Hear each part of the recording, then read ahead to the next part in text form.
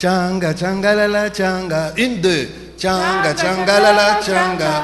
Nyunyu wetu waluka numushingwe. Changa, changa, la la, changa. Nyunyu wetu kumpanyi mwana nyao. Changa, changa, la la, changa. Nyunyu wetu kigabanga kimbo yao. Changa, changa, la la, changa. Nyunyu wetu misasa ibabandi. Changa, changa, la la, changa. Nyunyu wetu mabela sansagani. Changa, changa, la la, changa. Et alors, pour trancher les palabres, les notables disent aux voleurs, et les types disent, j'ai 8 enfants, prends, va manger avec tes enfants. Mais la prochaine fois, quand tu iras au champ pour prendre de quoi manger, ne prends pas toujours dans le même champ. Aujourd'hui, tu prends ici, demain, tu prends là-bas, le lendemain, tu prends là-bas. J'ai un ami à moi. Sa mère est morte au moment où on le mettait au monde. Alors imaginez-vous, la maman meurt alors qu'on vient de le mettre au monde dans un village où il n'y a pas de biberon. Mais ce n'était pas grave. La grand-mère qui a pris l'enfant connaissait dans le village toutes les femmes qui étaient en train d'allaiter. Alors mon ami, il pleure la nuit, la grand-mère se lève, elle va se frapper. Et la dame, elle se réveille, elle fait téter l'enfant. Et mon ami a tété toutes les femmes du village. Mais après, il a commencé tellement à courir les filles. Et nous qui les connaissions, on a dit, mais il a tellement tété les femmes dans tous les villages. C'est maintenant qu'il cherche toutes les filles. Voulez-vous savoir tout ce qui se passe au Kasaï? Abonnez-vous sur Franck Cholawetu TV. Franck Cholawetu TV, miroir du Kasaï, l'image du Kasaï. Abonnez-vous. Franck Cholawetu TV, l'histoire du Kasaï. Abonnez-vous. Investissez au Kasaï. Franck Cholawetu TV, construisons au Kasaï. Suivez Franck Cholawetu TV. Chers Kasaïens, construisons.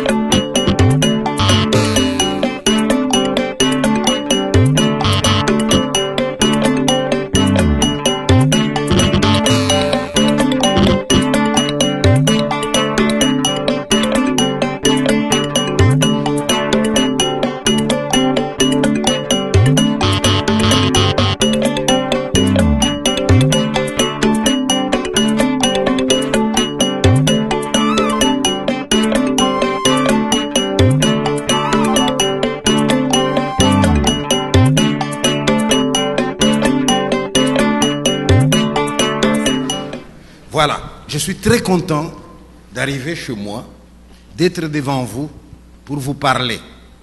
J'ai tellement de choses à vous dire que je décide de renoncer à mon texte. Je renonce à mon texte avec l'espoir que M. l'abbé va imprimer ça et on va vous distribuer. Moi-même, j'avais déjà imprimé de la Belgique, mais je ne savais pas que vous seriez aussi nombreux. Alors je réserve la primeur à M. l'abbé et c'est lui qui vous distribuera ça. Avant de commencer ma conférence, je vous signale que j'ai visité un peu quelques écoles et je suis triste de voir que les écoles aujourd'hui n'ont plus de bibliothèque. Les enfants ne savent même plus lire. Pourtant, pour la section pédagogique, moi ayant donné le cours de psychologie pendant des années, j'ai publié 4 livres de psychologie destinés aux élèves de 3e, 4e, 5e, 6e. Mais ces livres ne sont pas encore arrivés ici. Pourquoi? Parce que les pères de Saint-Paul, avec qui je collabore, n'ont des librairies qu'à Kinshasa, à Kisangani et à Lubumbashi. Et comme ça coûte très cher de transporter des livres, j'ai pris juste des échantillons. J'ai ici 4 livres que je remettrai à M. l'abbé. Il va mettre dans sa bibliothèque et j'espère que ceux qui sont dans les environs pourront les lire. Et en même temps, on va s'organiser pour faire en sorte que les livres arrivent aussi dans les paroisses, comme dans le temps quand il y avait des procures, des missionnaires, des choses comme ça. On m'a demandé de vous parler de le complexe du villageois, diagnostic, thérapie d'une maladie sociale. Commençons par nous mettre d'accord sur la terminologie. Quand on dit un mot complexe, c'est un terme tellement difficile à comprendre parce que ce qui est complexe est fait avec des éléments dont les liens ne sont pas toujours perceptibles. C'est pour ça que les synonymes de complexe, ça peut être embrouillé, ça peut être compliqué. Alors si c'est déjà complexe et compliqué au niveau du concept, mais que dire alors du complexe du villageois? Parce que là, nous allons sur le plan psychologique. Alors en psychologie, on va considérer que les complexes, c'est quoi? C'est un ensemble de sentiments, c'est un ensemble de souvenirs qui sont enfouis dans notre être profond et qui déterminent notre comportement. Lorsqu'on vous dit que les psychologues, les psychanalystes, leur rôle, c'est de comprendre l'individu, mais qu'est-ce qu'ils ont comme méthode? Ils sont capables d'explorer les couches profondes de la personnalité pour vous dire que telle attitude que l'individu manifeste aujourd'hui, ce n'est qu'un symptôme d'un problème qui vient de loin. C'est pour ça que, avant d'en arriver à vous parler du complexe du villageois, je voudrais aller dans un cadre, et j'ai entendu les autres aller dans le même sens, nous allons un peu dans l'interdisciplinarité. Nous allons faire appel à beaucoup de disciplines et essayer de prendre à gauche, à droite et voir qu'est-ce que nous pouvons retenir. Je voudrais dire un mot sur l'histoire. Si je voudrais dire un mot sur l'histoire, c'est pour vous dire que vous connaissez tous le proverbe qui dit « Chaque révolution contient en son sein le germe de sa destruction ». Je pourrais dire la même chose du village. C'est quoi un village? Comment se constitue un village? Pourquoi un village, un jour, il va éclater? Pourquoi est-ce que dans un village, il va manquer un équilibre? Ça mérite d'être raconté. Vous savez tous que dans la région de Sangalubangu, vous avez des grands chefs de là-bas, et qu'au moment de l'histoire, un certain Ilongambidi, qui était Moulopoué là-bas, il a des enfants, il a des femmes. Parmi ces enfants, vous avez Kasongo Kadimbi et Kasongo Kumwimba. Notre ami Kasongo Kadimbi, il est le dauphin. À la mort de son père, c'est lui qui doit monter sur le trône. Mais voilà qu'un jour, son père, Ilongambidi, a frappé la mère de Kasongo Kadimbi. Et Kasongo Kadimbi qui voit sa mère battue, triste et tout, eh bien, pour protéger sa mère, il dit « Viens avec moi ». Il prend sa mère et il va l'installer chez lui. Et là, le roi est en colère. De quel droit pouvez-vous prendre votre mère pour aller l'installer chez vous? Et le chef est tellement en colère qu'il dit à Kadimbi, puisque vous avez commis cet affront, quand je vais mourir, ce n'est pas vous qui allez avoir le pouvoir. Voilà que le chef meurt, les notables qui étaient prévenus vont introniser qui? Son frère, Kasongo Kumwimba. À juste titre, Kadimbi est en colère. Il fait ses valises, il prend les gens de sa famille, il prend les amis, il dit « je m'en vais ». Ça c'est très important pour vous montrer comment un village peut éclater. Il va marcher, il va traverser les forêts, il va tracer les rivières et il va se retrouver dans le Kasaï actuel, dans la région de Miabi. Il s'installe là. Derrière lui, notre ami qui a pris le pouvoir, Kumwimba, c'est un chef méchant. Il maltraite les gens. Alors voilà que un ami de celui qui était déjà parti se fâche. Il s'appelle lui Chimanga Lwasambuta. Et il décide de partir lui aussi et de rejoindre celui qui était déjà parti. Et il va rejoindre celui-là. Et Kadimbi, voyant venir Chimanga, il est content. Pour les remercier, il lui donne sa fille. Et Chimanga va rester là-bas. Il va mettre au monde, et lui va mettre au monde alors parmi ses enfants Kalonji Milabi. Kalonji Milabi qui fait des manches à ou, qui est riche, qui devient célèbre, et qui un jour va marcher lui aussi, il va aller chez les chefs de Kanyoka. Et là, pour épouser Kabedi. Et il revient avec Kabedi, ils vont mettre au monde des enfants, et la tribu de Bokwa Kalonji va s'étendre. C'est ainsi que le Bokwa Kalonji s'appelle Chitandaywa Bane Milongolong. Je pensais avant que c'était seulement dire mettre beaucoup d'enfants au monde, mais le professeur m'a expliqué hier, non seulement leurs propres enfants, mais les autres aussi, ils accueillaient. Chitandaywa Bane Milongolong. Ça vous montre que ça va faire des grands villages, un grand village. Mais dans ces grands villages, il faut vivre ensemble. Et la vie ensemble, ce n'est pas toujours évident. Alors pour trancher le problème, quelqu'un pourra dire « toi, construis par là, toi, construis par là, toi, construis par là ». Voilà comment un grand village peut éclater aussi. Ou encore, j'habite dans un village, mon enfant est mort, un autre est mort, mais comme on n'accepte pas la mort naturelle, je vais dire pourquoi mes enfants meurent, pourquoi les autres sont bien. Peut-être qu'il y a un mauvais œil dans ce village, je m'en vais. Et voilà quelqu'un qui quitte son village parce qu'il veut sauver ses enfants. Il va loin. Et là, ça devient, il est de Bokwa Kalonji, mais il est là-bas, ainsi de suite. Et là, ça forme un clan. Alors, à la tête du clan, vous avez l'ancêtre fondateur. Maintenant, ces gens vont avoir des problèmes parce qu'il faut choisir un chef. Et le chef, ça sera tantôt celui-là, tantôt celui-ci, tantôt celui-là, selon les villages. Il y a une alternance parce que ce sont les enfants d'une même personne, ils doivent hériter le pouvoir. Et vous savez très bien que ça ne se passe pas toujours très bien. On a des situations où quelqu'un doit avoir le pouvoir, mais pour des raisons ou d'autres, eh bien, soit on les saute, soit on dit tu es pauvre, tu n'as pas l'argent pour Kwaba Bukalenga. Mais s'il n'a pas de l'argent pour Kwaba Bukalenga, mais il va rester quand même en colère. Et tout ça fait que ça ne va pas de soi.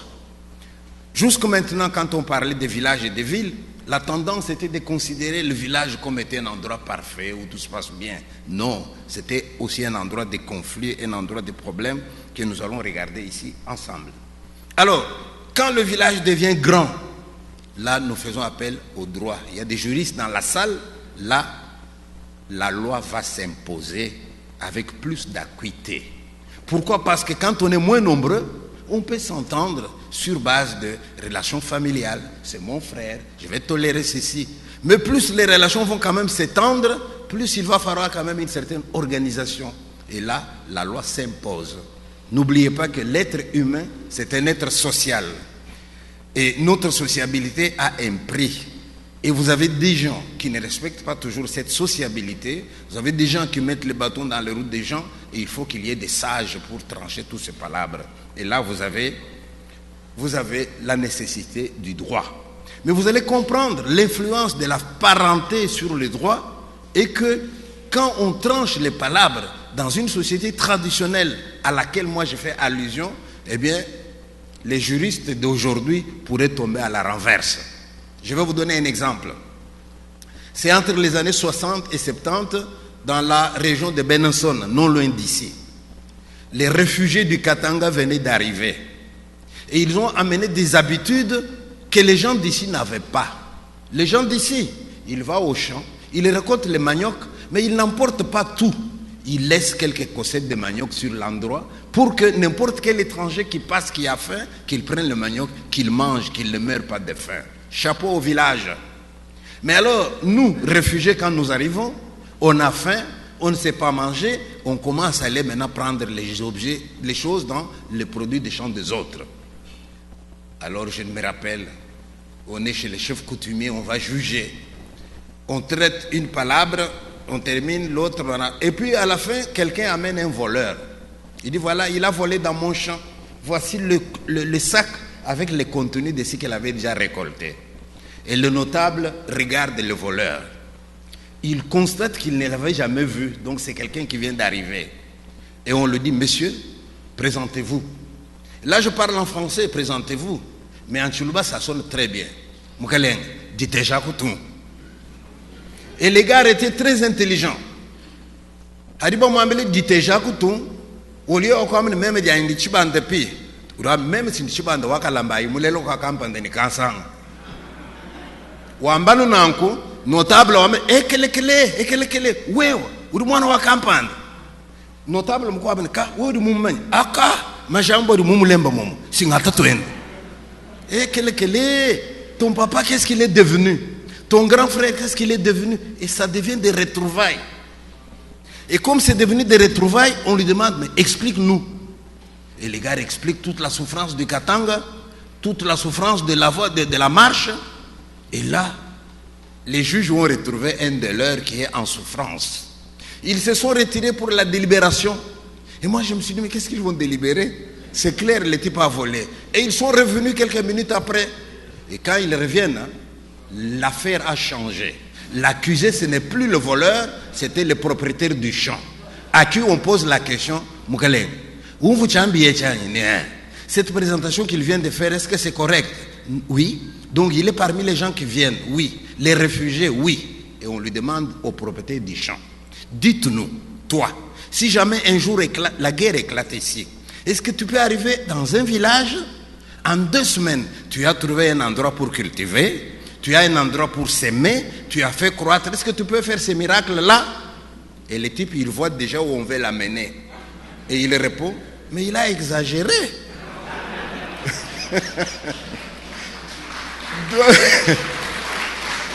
Donc, ce qui sous-entend, je ne refuse pas qu'il prenne, mais pas tous les jours quand même. Et alors, pour trancher les palabres, les notables disent aux voleurs, Moukaleng, et le type dit, j'ai 8 enfants. Prends, va manger avec tes enfants.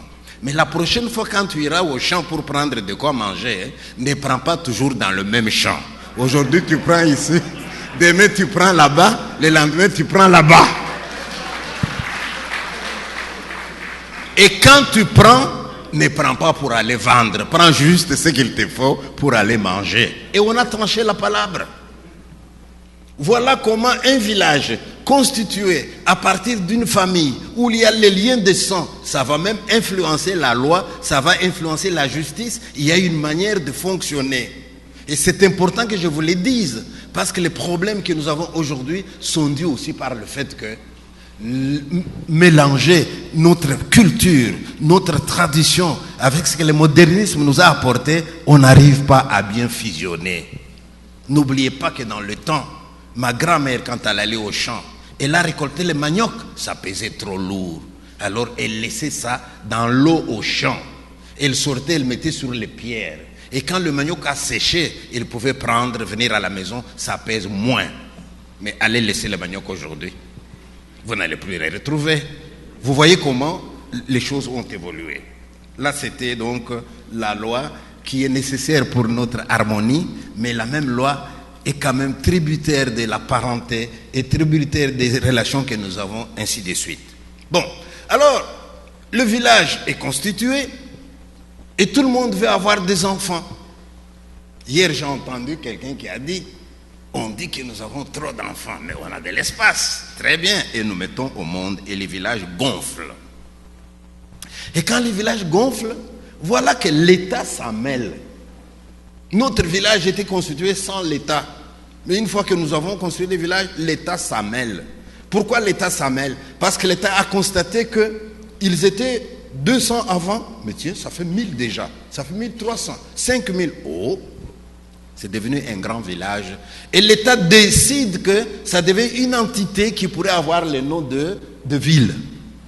Alors, à ce moment, on vient tracer les routes. Alors que dans les autres pays, les routes, on les trace avant. Et là, on trace les routes. Quitte à ce que la route qu'on a prévue de tracer, elle passe devant elle emporte ma maison. Et je vais corrompre pour dire, chef, quand vous arriverez chez moi, est-ce que vous ne pouvez pas dévier un peu? Alors à ce moment-là, lorsqu'on construit de manière anarchique, on appelle même ça Turimuchasasa. Là où on construit anarchiquement. Et l'État vient mettre des routes. Donc vous voyez, la ville vient envahir le village. Donc on vient faire du village, on vient urbaniser le village. Mais lorsqu'on vient urbaniser le village, petit à petit, les villages vont changer de physionomie. Et quand le village change de physionomie, vous allez voir aussi d'autres changements qui vont se faire. Alors, c'est quoi les changements? N'oubliez pas, un village, c'est une entité où vous avez un certain nombre d'agents avec un certain offre de services. Alors, vous allez voir qu'il y a des endroits où vous êtes malade. Oui, il y a un dispensaire, un centre de santé. Vous voulez aller à l'école? Oui, il y a une école. Mais vous avez des endroits où tout ça n'existe pas. Et là, vous allez voir comment le village va commencer à perdre de son aura par rapport aux centres qui vont s'urbaniser petit à petit. Alors, en cas de maladie, il vaut mieux se trouver en ville que dans un village. Imaginez que je sois diabétique et que je prends des médicaments comme l'insuline et que ces médicaments, il faut que je les garde au frigo. Eh bien, si je suis dans un village, difficile de trouver un frigo. Alors, à ce moment-là, vous allez voir quelqu'un comme moi. J'habite loin et c'est mon père qui est malade, à qui j'envoie des médicaments. Il arrive que je dise à mon père, approche-toi de Kinshasa, je vais t'aider de là. Mais si tu es à Benakayemba, je ne saurais pas t'aider. Vous voyez là, c'est la nécessité, la santé. On n'a pas de frigo dans le village, on n'a pas de l'électricité et on dit viens. Alors à ce moment-là, la cité se met au-dessus et le village devient un endroit où en cas de maladie on peut mourir. Vous êtes en ville, je parle de villes organisées. Vous avez fait un accident, il suffit de téléphoner. Eh bien, l'ambulance arrive et vous amène un médecin et là, il vous soigne. Vous êtes dans un village, le temps de vous prendre sur un vélo et d'amener au village, ça devient difficile. De nouveau, vous voyez comment le village est en train de perdre et la ville est en train de monter. Vous avez aussi ce qu'on appelle le chef lui-même du village. Mais le chef, c'est quelqu'un qu'on respecte. Le chef, il a le pouvoir. Et le chef, il veille à une certaine justice sociale. Dans les villages traditionnels, vous avez attrapé du gibier, ne mangez pas seul. D'ailleurs, le chef, il est au courant. Et il sait qu'il y a ça pour celui-là, donne un peu à l'autre. On veille à une justice distributive. Ça, c'était les chefs dans nos villages. Mais aujourd'hui, le chef peut même être arrêté par le pouvoir civil. On peut même le fouetter. Il est le dauphin.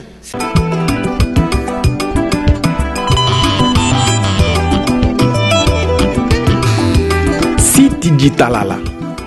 Siti Ditalala, c'est la nouvelle ville que la diaspora kassaïenne veut construire à Mbuji-Mayi. Siti Ditalala, c'est dans la commune de Bipemba, non loin de la concession de Mutombo-Dikembe. Siti Ditalala, c'est un endroit urbanisé, aménagé et disponibilisé pour vos constructions selon le goût et les choix. Siti Ditalala, c'est la vision moderne dans une nouvelle ville. Ce n'est pas un rêve, c'est une réalité. Kassaïennes et Kassaïens, voici l'occasion pour vous d'acheter un terrain, une parcelle ou une concession à valoriser en y construisant pour vos business ou vos projets agricoles au Grand Kasaï. Franck Cholawetu et son équipe vous aident à acheter des terrains et y faire un suivi du déroulement de la construction. Les terrains sont là à différents prix toujours abordables, de 500 à 5000 $ américains. Ici, construisez selon votre choix, goût et préférence.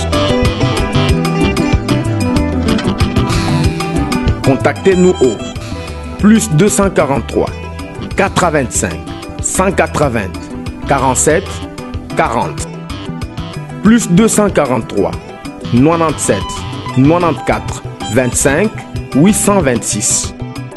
Baluba Kwetuka Kujimi tuibaka ikwetu. Siti Ditalala. Siti Ditalala, c'est la nouvelle ville que la diaspora kassaïenne veut construire à Mbuji-Mayi. Celui qui doit avoir le pouvoir, le prof vient de le dire, mais à sa place, on va nommer quelqu'un d'autre. Et c'est quelqu'un d'autre, vous ne savez même pas comment il est arrivé au pouvoir. Ils ont peut-être corrompu.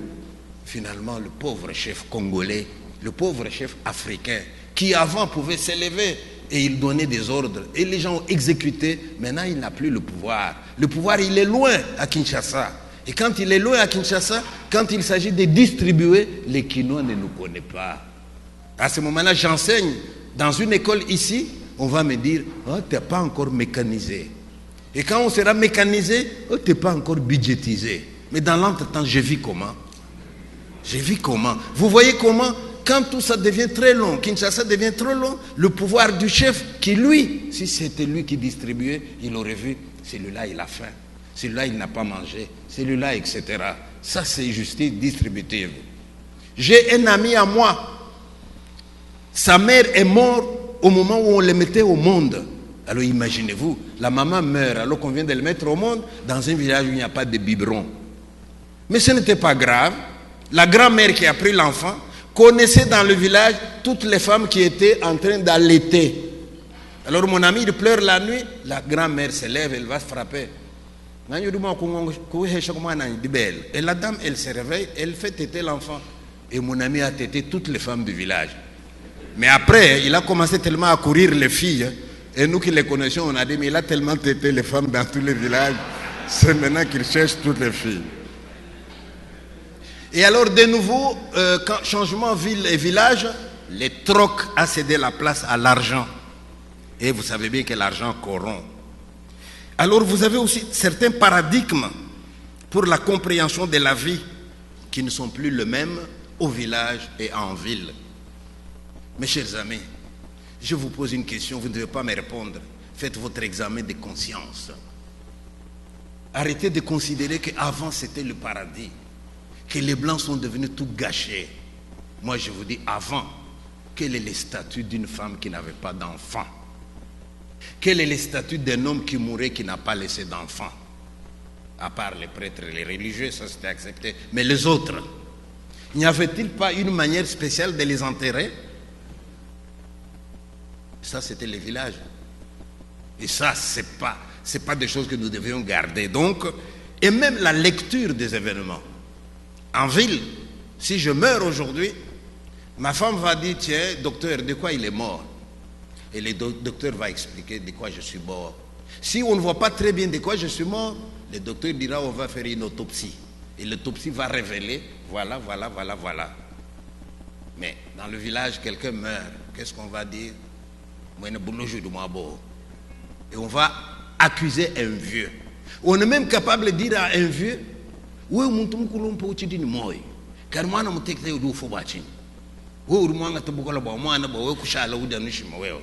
et le vieux peut être frappé, le vieux peut être tapé. Ne l'oubliez pas. Tout le monde pense que dans le village traditionnel, le vieux était respecté. Mais ceux d'entre vous qui connaissent bien l'église catholique à laquelle j'appartiens, eh bien, dans le temps, dans les paroisses, il y avait une maison qu'on appelait Zuboua Bakamba. Bakaji Bakamba. Kere Bakaji Bakamba, comment vous balez le banane? Boachini vous bofika kuba père ne tribu ku Zuboua Bakamba. Et quand il venait, mon grand-père qui était catéchiste devait interviewer ces gens-là pour savoir pourquoi il vient, est-ce qu'il n'a pas d'enfant? Et presque tous c'était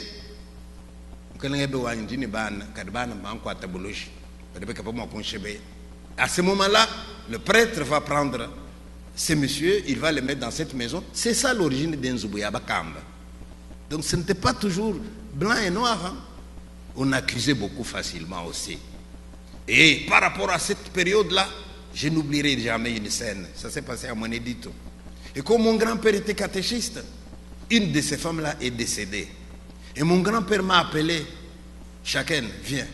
Il a appelé mon grand frère, et sur un brancard, mon frère devant, moi derrière, mon grand-père à côté. À trois, on allait au cimetière pour enterrer cette femme-là. Elle s'appelait Moena Kalome. Mais ce que je vais raconter qui m'a touché jusqu'après, dans ma vie, je n'oublierai jamais la scène. Pendant que deux garçons, mon frère et moi, avec un vieux catéchiste, nous avançons vers le cimetière, les gens qui revenaient des champs nous regardaient et s'exclamaient « Yo, et vous voyez les dames à l'époque qui déposent leurs fagots de bois et qui se joignaient à nous pour nous accompagner. Nous avions commencé à 3, nous avons fini à 50 au cimetière. Et quand nous arrivons au cimetière, une dame dit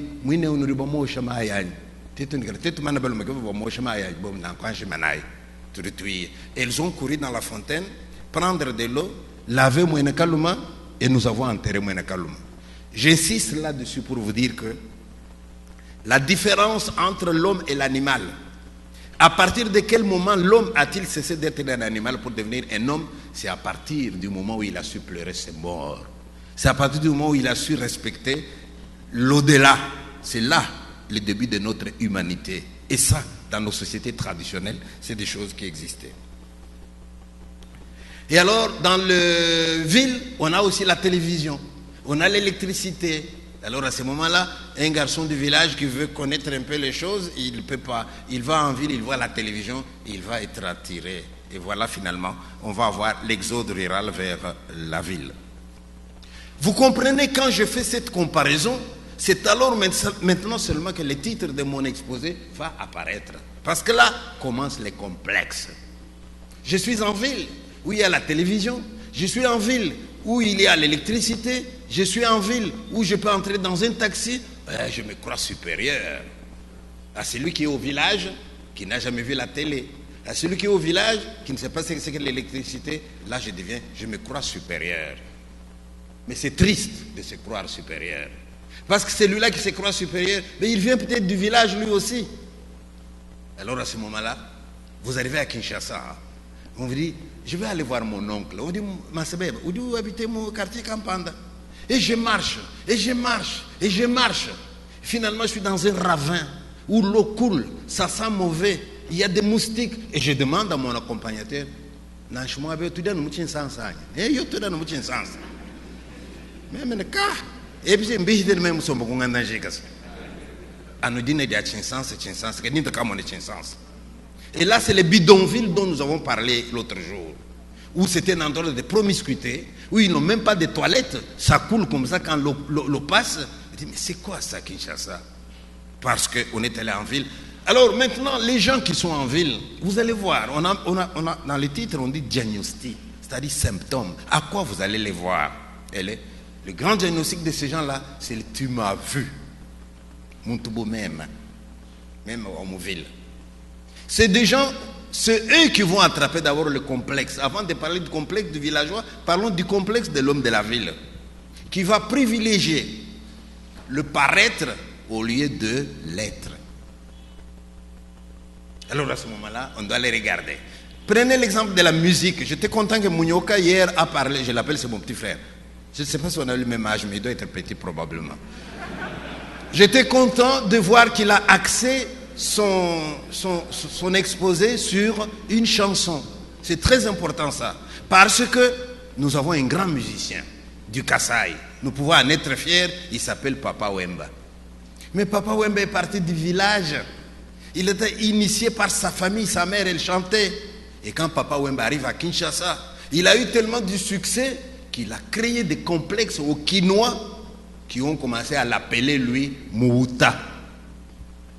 Et le brave Mouta n'a fait que passer de Kinshasa, il est allé en Europe et là de nouveau un aura international.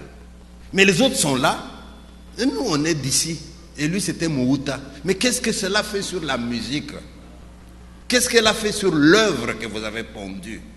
Est-ce que ça vous empêche? 5 Benetton.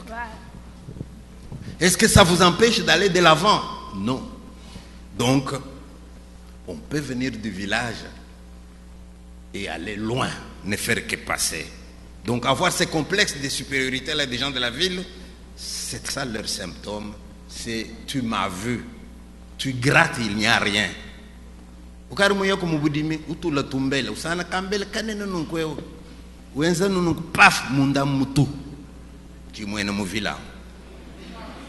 kako abukambele kakese karika bozakos kaka ikita bato uboza kahata sindi makfumo mu village mu kala kambele kahata.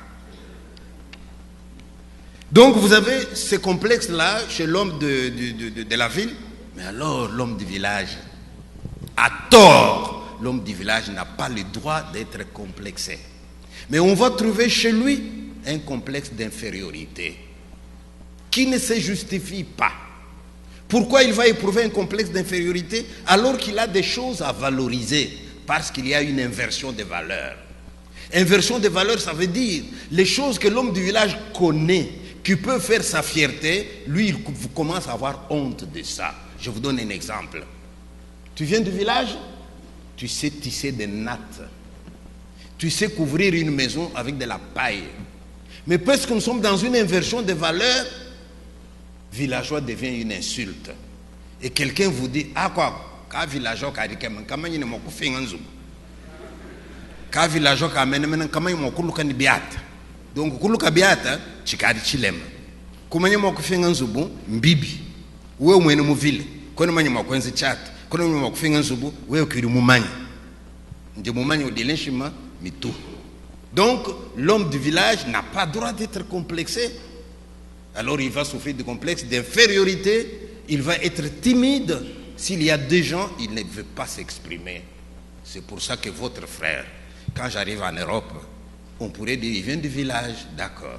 Tu trouves dans la salle 2500 blancs, là. Je leur dis, d'où je viens, il y a aussi des choses. Ces choses-là, je viens vous les apporter. Alors, laissez-moi vous raconter un conte de chez moi. Et je raconte un conte, après j'ai dit, chez nous quand on a compté, on chante aussi. Alors si vous me permettez, je vais terminer avec un conte. Il était une fois dans un village, une maman qui attendait un bébé. Un jour elle met au monde, elle prend son congé de maternité. Mais après 3 semaines, elle doit aller au champ. Et comme il n'y a pas de crèche dans le village, maman prend son enfant et le met au dos. Elle arrive au champ, elle le met en dessous d'un arbre. Elle le couvre pour le protéger du soleil. Et puis, elle se met à travailler. À midi, maman revient sur ses pas. Elle ne voit pas son enfant. Elle a peur. Elle se dit, peut-être qu'un lion est passé par là. Le lion a pris mon enfant. Elle se met à pleurer. Elle pleure tellement que l'enfant qui dormait là-haut se réveille parce qu'il entend maman qui pleure. Et l'enfant commence à pleurer à son tour. Et la dame qui entend la voix de l'enfant se demande, mais où est-ce qu'il est? Où est-ce qu'il est? Elle lève les yeux, elle voit l'enfant dans l'arbre. Mais comment tu as fait pour arriver là? Elle voit l'oiseau. Elle comprend que c'est l'oiseau qui a pris son enfant. Elle demande à l'oiseau, s'il te plaît de l'oiseau, ramène-moi mon enfant. Et l'oiseau refuse de lui ramener l'enfant. Et l'arbre était haut. Hein? Maman ne pouvait pas monter dans l'arbre. Alors elle pleure de plus belle. Elle a tellement pleuré, finalement un vieux vient passer par là et dit à la dame, mais madame, tu ne pleures pas? Tu demandes à l'oiseau, il va te ramener ton enfant. Je lui ai demandé, il ne veut pas. Mais ça dépend comment tu lui as demandé. Hein? Mais je lui ai dit, tu as bien fait de les garder, maintenant tu me les ramènes. Ah non madame, c'est pas comme ça. Mais qu'est-ce que j'aurais dû faire? Eh bien, tu lui dis exactement la même chose, mais en chantant. Les oiseaux chantent, ils ne comprennent que les chansons. Et je te préviens madame, si tu ne chantes pas bien, il ne va pas ramener l'enfant. Pour qu'il ramène l'enfant, il faut que tu chantes bien. Or la dame était déjà fatiguée. Elle avait beaucoup pleuré. Il y avait beaucoup de chances qu'elle chante mal. Alors, je vais demander maintenant à toute la salle. Nous allons chanter avec la maman. Si nous chantons bien, l'oiseau va nous ramener l'enfant. Si nous ne chantons pas bien, il ne va pas nous ramener l'enfant et ça sera de votre faute. Hein. C'est moi qui chante les paroles de la dame. Je chante les paroles de l'oiseau. Et vous, vous n'avez que le refrain que vous reprenez en chœur à chaque fois que j'entonne. Vous avez compris les enjeux? On va y aller. Le refrain n'est pas difficile, je vous l'apprends. Vous reprenez après moi.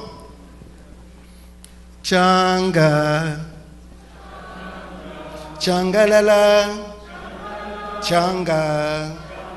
En une fois, ça sera changa, changalala, changa. 1, 2. Changa, changalala, changa. 1, 2. Changa, changalala, changa. Nyonyi wetu waluka numushingwe. Changa, changalala, changa. Nyonyi wetu kumpanyi mwana nyao. Changa, changalala, changa. Nyonyi wetu kigabanga kimbo yao. Changa, changalala, changa. Nyonyi wetu misasa ibabandi. Changa, changalala, changa. nyonyi wetu mabela sansagani changa changa lala changa mwambumbu kuikadi ni twanda changa changa lala changa kuikadi wakambila bayeba changa changa lala changa ni nyonyi kindesho wa mwana changa changa lala changa tusonga ntefu tumwasa changa changa lala changa kambila bwachinyi mwanetwe changa changa lala changa nyonyi wetu kumpanyi mwana nyao changa changa lala changa nyonyi wetu kikabanga kimbuya changa changa lala changa nyonyi wetu misasa ibabandi changa changa lala changa nyonyi wetu mabela sansagani changa changa lala changa. On applaudit très fort.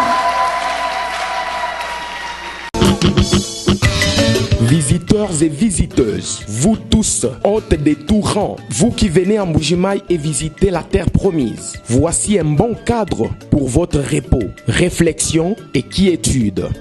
L'hôtel Gloria. L'hôtel Gloria, le meilleur de son genre et l'unique en sa qualité. Voici ce qu'organise pour vous l'hôtel Gloria. Hébergement avec 3 types de chambres, à savoir chambre simple, monobloc, appartement.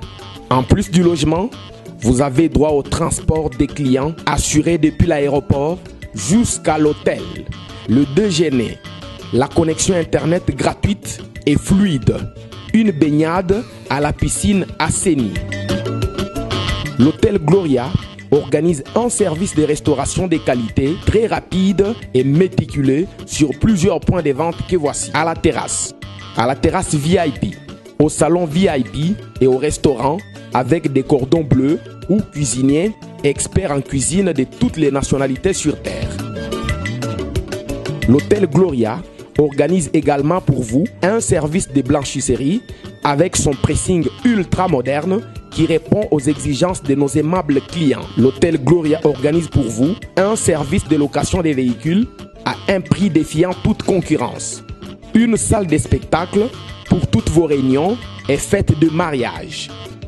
Passer un séjour à l'hôtel Gloria, c'est se donner la chance de vivre très longtemps sur Terre car les meilleures conditions de vie contribuent à la longue durée de vie sur Terre. L'hôtel Gloria est situé au numéro 71, quartier Kachala-Bonzola, dans la commune minière de la Kanchi. L'hôtel Gloria vous offre une occasion de vous amuser et vous détendre dans une boîte de nuit incomparable pour ceux qui veulent danser et se défouler. L'hôtel Gloria, c'est le meilleur de sa série.